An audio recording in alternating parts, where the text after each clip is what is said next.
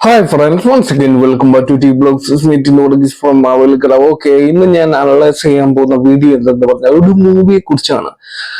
ആ മൂവി എന്തുകൊണ്ട് പരാജയമായെന്ന് ഒന്ന് അനലൈസ് ചെയ്യുക. അത് വേറൊന്നുമല്ല, കാലാപാനി എന്ന് പറയുന്ന ചലച്ചിത്രം. നിങ്ങൾ പലർക്കും അറിയാവുന്ന കാര്യമാണ്. ആ ചലച്ചിത്രം ചിലവർക്ക് അറിയത്തില്ല. ഈ ചലച്ചിത്രം വമ്പൻ ഹിറ്റായിരുന്നെന്നാണ് ഒരു ധാരണ ഉണ്ടായിരുന്നത്.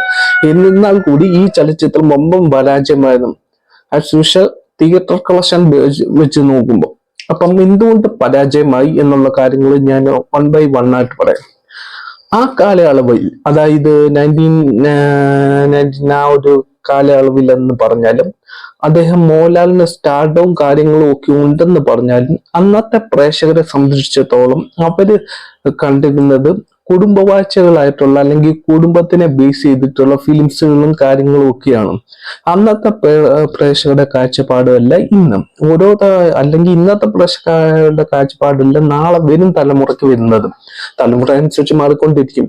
അതേപോലെ തന്നെ കാലം തെറ്റി ഇറങ്ങിയൊരു ഒരു സിനിമ എന്ന് വേണമെങ്കിൽ പറയാം. ഈ തമിഴിൽ നിന്നായിക്കോട്ടെ അല്ലെങ്കിൽ ഹിന്ദിയിൽ നിന്നായിക്കോട്ടെ ഒരുപാട് ആർട്ടിസ്റ്റുകൾ വന്ന് പങ്കെടുത്ത ഒരു ചലച്ചിത്രമായിരുന്നു. അതുകൊണ്ട് തന്നെ ഇതിന്റെ ബഡ്ജറ്റ് നല്ല രീതി കൂടി, തിയേറ്റർ ഇച്ചിരി കളക്ഷൻസ് കൂടി കിട്ടിയാൽ കൂടി ഇതിനെ നല്ല രീതിയിൽ തന്നെ തിരിച്ചു പിടിക്കാൻ, അതായത് മുതൽ മുടക്ക് തിരിച്ചു പിടിക്കാൻ പോലും പറ്റാത്ത ഒരവസ്ഥയായി. അത് വേറൊരു രണ്ടാമത്തെ ഒരു വശം. പിന്നെ അഭിനേതാക്കളും ബാക്കിയുള്ള കാര്യങ്ങളും ടെക്നീഷ്യനും കാര്യങ്ങളും ഒക്കെ പക്കയായിരുന്നാൽ കൂടി നല്ലൊരു ഔട്ടും കിട്ടിയിട്ടും കൂടി നമ്മൾ മലയാളികൾ അത് സ്വീകരിച്ചില്ല. അത് മൂന്നാമത്തെ ഒരു കാര്യം.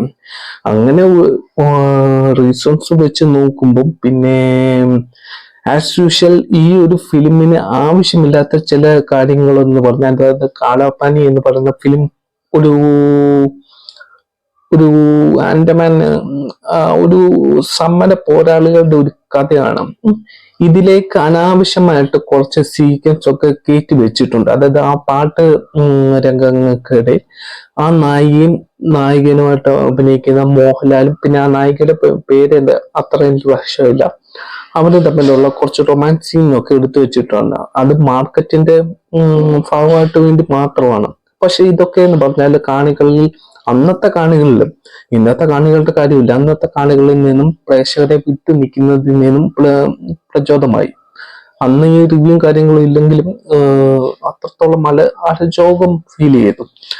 പിന്നീട് ഇതുകൊണ്ടൊക്കെ മാത്രമാണ് കാലാപാനി പരാജയമാകാനുള്ള പ്രധാനപ്പെട്ട കാര്യം. പിന്നെയും ആൻഡമാൻ നിക്കോബാർ ജയിലുകളിൽ വരുന്നതും പിന്നീട് നടക്കുന്ന കാര്യങ്ങളൊക്കെ നല്ല രീതി എക്സിക്യൂട്ടീവ് ചെയ്തെങ്കിലും എന്ത് പറ്റുന്നത്, വ്യക്തമായിട്ടൊരു തിരക്കഥയും വ്യക്തമായിട്ടൊരു